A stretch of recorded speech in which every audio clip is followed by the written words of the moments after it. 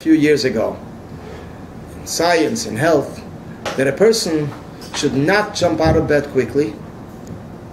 In Shulchan Aruch it also says, but they should wait, and they figured it takes about 12 seconds. 12 seconds are basically the words of Meidani. This is what it takes to say Meidani. So when a person gets up, they sit in the morning, they say Meidani. Traditionally it was passed on to say it with their hands, one hand in another, they say Meidani, and then they get up to wash their hands, they get out of bed, and then they're able to move around. Usually the water that we use in the morning is placed by the bed, because that impurity, Kabbalah says, a person should not walk even 4 cubic feet without it, so therefore they put it in a little basin, and we use it, and then we just pour it out, because this is water that's impure. And then a person could begin the day. So therefore, basically, the Adonim, the sockets are basically the foundation of the day. The word Odin means master. So this is basically the commitment to the master of the world, to the Almighty Himself. And this is what it says by the Adonim. It says, V'yikchu li, take to me. What does me mean? His essence. The Almighty Himself. And this comes through nullification. How does one connect to the Almighty? When a person stands in a state of nullification. Commitment. In a sincere devotion to Hashem. As a person stands in front of his Master, in front of the Almighty when they pray. Not signaling, not motioning, anything. Standing in front of the King, completely committed.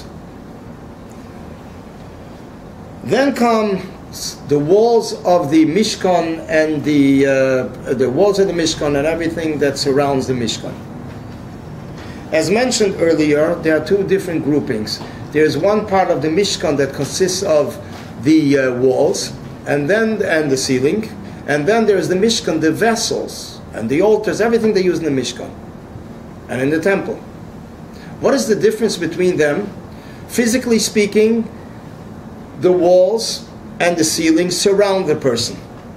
They encompass the person.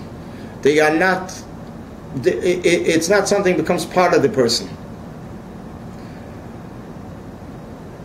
And therefore, in Kabbalah, in Chassidus, it's called makif. It encompasses the person from outside, from over the person.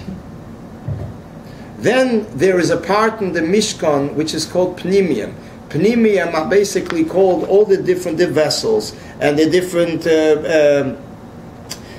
things that were used in the Mishkan, in the sanctuary and in the temple. Why are they called Pnimiyim, inside? Is because the temple, what the commandment for making a temple is V'osir li migdash v'shachanti b'seicham. Make for me a sanctuary, v'shachanti b'seicham, a temple, and I will dwell amongst them. And the famous question is, it should have said, I will dwell in him, in it. So why does it say in them? The answer is because by making the physical temple, we also reflect our personal temple that is found in everyone's soul. The Ramah, one of the codifiers of the Jewish law, writes that in one of his Sfarim, and it's before Chassidus came, it's called Teiras HaElah, the study of the Elah of the sacrifice. So he reflects there in his book how a person is a sanctuary, a temple in their soul, in their heart. What does this mean? And what's the difference? It signifies that although the physical temple was destroyed, the spiritual temple is always there. Libi shel Yisrael el HaKadosh Baruch Hu. The heart of a Jew is always awake. He's always alert. It is the Migdash that's B'Seicham in every person.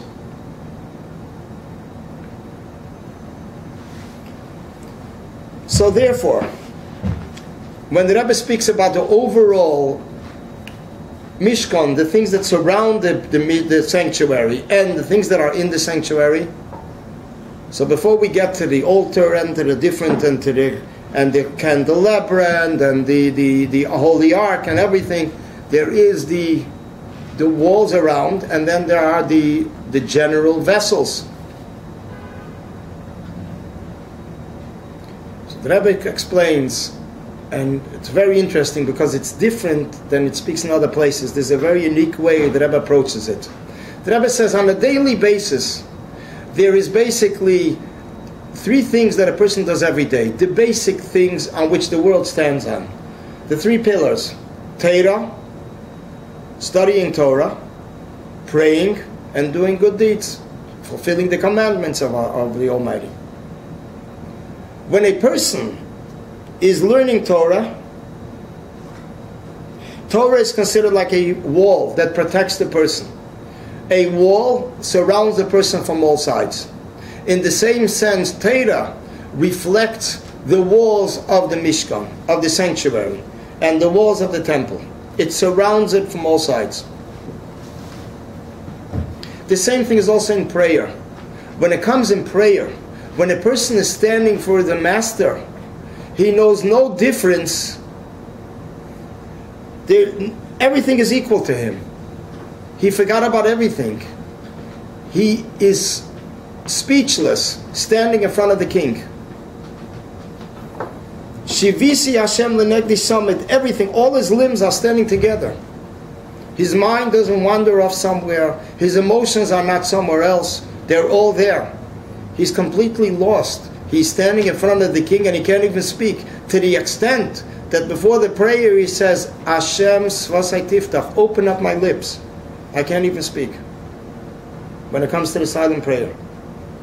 So therefore this is also the same concept of encompassing the person higher than the person's capabilities and limitations and concentration and emotion.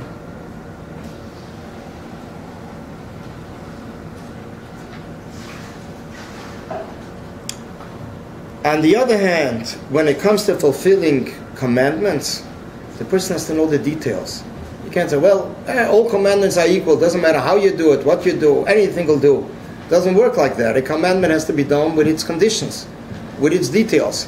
So therefore, by commandments, there are details. There's a concentration on details in contrast to something that encompasses everything equal.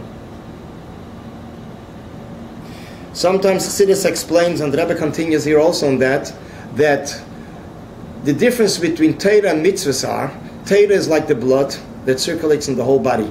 It encompasses the whole body. The blood is equal. Wherever it is, it's equal. It's just traveling from the heart to the limbs, from the limbs back to the heart to the brain. Mitzvahs are considered limbs, and there's a difference between one limb and another. And therefore, this is the difference between Torah and mitzvahs, another difference between Torah and mitzvahs. And now we're going to go on to the different structures that were built in the temple, and before that in the sanctuary, and what they signify in the attributes of the higher worlds. Speaking about the sacrifices, the altar, so there were two altars. There was one altar that was for sacrifices. There was another altar that was for spices, for scents. Mizbeach hakteres. One was an inner altar, one was an outside altar. The inner altar was basically to refine, to elevate in the creation, and therefore this was the altar of the different sacrifices. On the level of attributes, this is referred to as Malchus. Malchus of Atzilus. Malchus of Atzilus is basically the representative of the higher world of Atzilus, how it descends into the lower worlds, and elevates everything from there into the higher world. So basically, when it comes to everything that was delivered on the altar, so they were elevated and connected back with their source, where they came from. They come from the heavenly chariot. There are the four different images that are on the heavenly chariot. One is an ox, one is a lion, one is an eagle, and one is a person. Person over here, we're talking about the source of the animal soul of the person. That's in the person. So therefore, these are basically elevating them back and getting a higher elevation from what they had earlier. So this is basically the outside, the external altar, which relates to because it relates to the lower worlds, elevating the lower worlds. Therefore, it was also in the temple, in the external courtyard of the temple. Then there is an inner altar. That inner altar is basically an altar of sense. You could not bring any sacrifices on it. You can't bring anything on it. Only kteros, sense. What does the word kteros mean? Kteros means, literally it means sense, spices. There were 11 different scents that they used. Twice a day. And the word kteros on Aramaically means connection. But not just a simple connection. There were different ways how the Jewish nation became connected to the Almighty. One is elevating them, as we'll mention further, by kindling the candelabra, the menorah. It had 7 candles. It represented the 7 different levels of souls. Then it was elevating the animal soul also by bringing the sacrifices. And then a higher and a deeper level is kteros, spices. This was done inside, symbolizing that it's a deeper connection with the Almighty. To the extent that according to Maimonides, one of the ingredients was used from a non-kosher animal. That was used from an unkosher animal. It was called moir. It was from a part of an unkosher animal. Not that they sacrificed the unkosher animal in the temple. It's just that this is what they, in the Beis Hamikdash, they ordered the certain ingredient. So this was basically the kteros.